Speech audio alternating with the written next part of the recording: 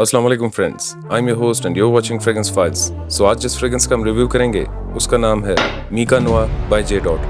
50 ml का juice है इसमें और EDP कंसंट्रेशन है इसका। कुछ इस तरह के बॉक्स और पैकिंग में आती है। ये फ्रेग्रेंस 2 दिन पहले लॉन्च हुई है, मगर इसकी मैन्युफैक्चरिंग डेट मई 2024 की है, जिसके बारे में हम आगे चल के बात करेंगे।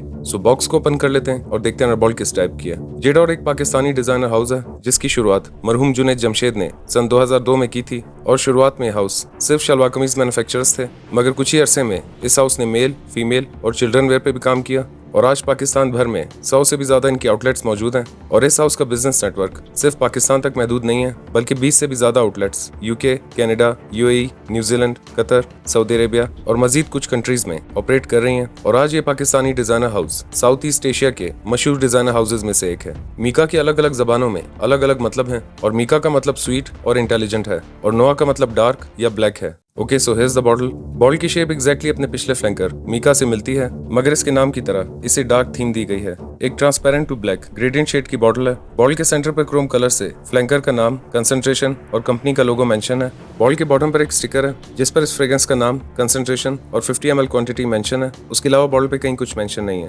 एक हैवी वेट मेटालिक कैप है इसका, जो कि अंदर से प्लास्टिक का है। कैप स्नग फिट नहीं है, सो कैप की मदद से बॉटल को उठाना काफी रिस्की है। वैसे तो इस हाउस की बहुत सारी फ्रेग्रेंसेज हैं जिन्हें स्क्रीन पे दिखाना मेरे लिए पॉसिबल नहीं होगा, और मैंने अब तक इस हाउस की काफी सारी फ्रेग्रेंसेज के रिव्यू शेयर किए हैं जो कि आपको इस चैनल पर जे डॉट की एक सेपरेट प्लेलिस्ट में देखने को मिल जाएंगे। और आने वाले दिनों में मैं इस हाउस की और भी फ्रेग्रेंसेज के रिव्यू शेयर करूंगा जो कि आपको इस चैनल पर जे डॉट की एक ऑर्गेनाइज प्लेलिस्ट में देखने को मिल जाएंगे। सो इसके नोट्स के बारे में बात कर लेते हैं। इसके टॉप नोट्स में bergamot, grapefruit, lavender, pine, coriander और कार्डमम है। मिडिल नोट्स में jasmine, gardenia, lily of the valley, carnation और रोज है। और बेस नोट्स में cedarwood, musk, amber, patchouli, moss, vetiver, tonka bean और वेनिला है। और अब बता देता हूँ कि खुशबू किस टाइप की है।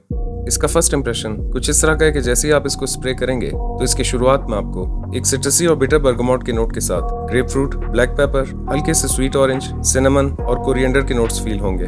2 से 3 मिनट के बाद जब इसकी ओपनिंग सेटल डाउन होगी तो ये फ्रेग्रेंस और भी ज्यादा स्पाइसी और वार्म होने के साथ मामूली सी स्मोकी हो जाती है। और इस फेज में आपको स्ट्रॉन्ग ब्लैक पेपर और कोरिएंडर के नोट्स के साथ sweet cardamom, cinnamon, spicy green notes और मामूली से लेवेंडर के नोट्स फील होंगे। 1 से 1.5 घंटों के बाद जब इसका ड्राई डाउन स्टार्ट होगा तो अपने ड्राई डाउन आने तक ये फ्रेग्रेंस और भी ज्यादा वार्म, रिच, अट्रैक्टिव और डस्टी हो जाती है। और इसके ड्राई डाउन आने तक आपको ग्रीन और स्पाइसी नोट्स के साथ वेटिवर, वुडी नोट्स, हल्के से टोंका बीन के रिच स्वीट नोट्स और पचूली के नोट्स फील होंगे। सो ये कुछ इस टाइप की फ्रेग्रेंस है।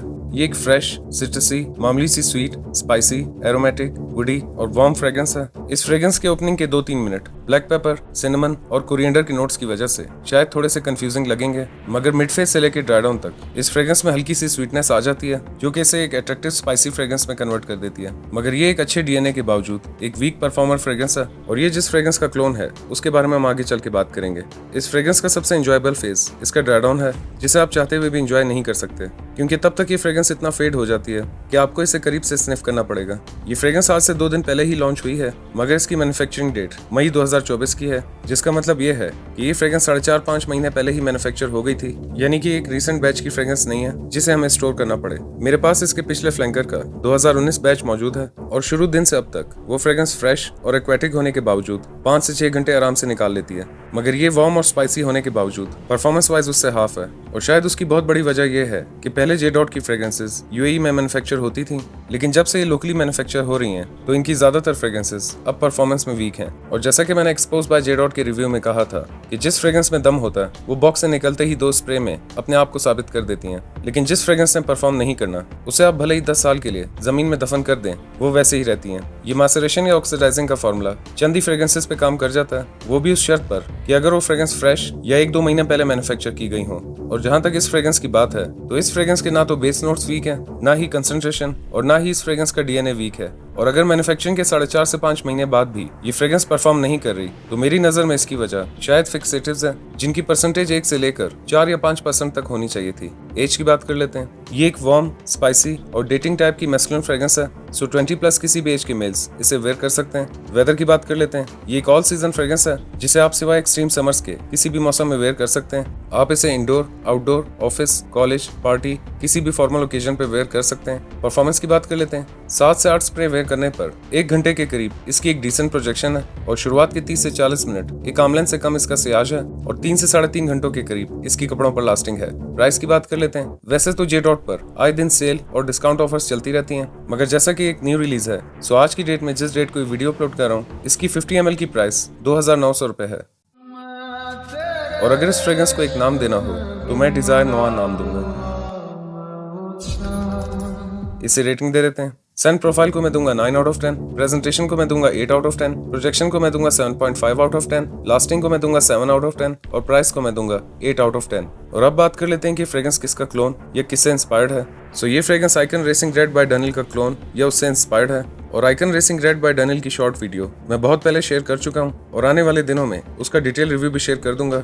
उसके अलावा इस DNA फैमिली में 2 और फ्रेग्रेंसेस भी आती हैं जो कि काफी हद तक इससे मिलती जुलती हैं, और वो 2 फ्रेग्रेंसेस भी मेरे पास पहले से मौजूद थी, जिनमें से एक का नाम इरोस फ्लेम बाय वर्साचे और दूसरी फ्रेग्रेंस का नाम कैसानोवा मैन बाय ईडन रोब है। और अगर प्राइस और क्लोन के हिसाब से कंपेयर किया जाए तो इस फ्रेग्रेंस की निस्बत कैसानोवा नोट्स की क्लैरिटी और खूबसूरती के साथ परफॉर्मेंस में भी इससे काफी बेहतर है। सो अगर तो आप इस फ्रेग्रेंस से बहुत ज्यादा परफॉर्मेंस एक्सपेक्ट कर रहे हैं तो ये फ्रेग्रेंस 1 घंटे के बाद स्किन सेंट बन जाती है, जिसकी वजह से परफॉर्मेंस वाइज ये फ्रेग्रेंस आपको काफी डिसअपॉइंट करेगी। लेकिन अगर आप इस DNA की कम प्राइस और अच्छी परफॉर्मेंस वाली फ्रेग्रेंस बाय करना चाहते हैं तो कैसानोवा मैन बाय ईडन रोब आज भी एक अच्छा और बेहतर ऑप्शन है। So that's it for today. I hope you like this video. अगर आप इस वीडियो को फर्स्ट टाइम देख रहे हैं तो वीडियो को लाइक करें, चैनल सब्सक्राइब करें, मेरा काम पसंद आए तो आगे शेयर करें। मैं मिलूंगा एक नए वीडियो में। अपना ख्याल रखिएगा and keep smelling awesome. Allah Hafiz.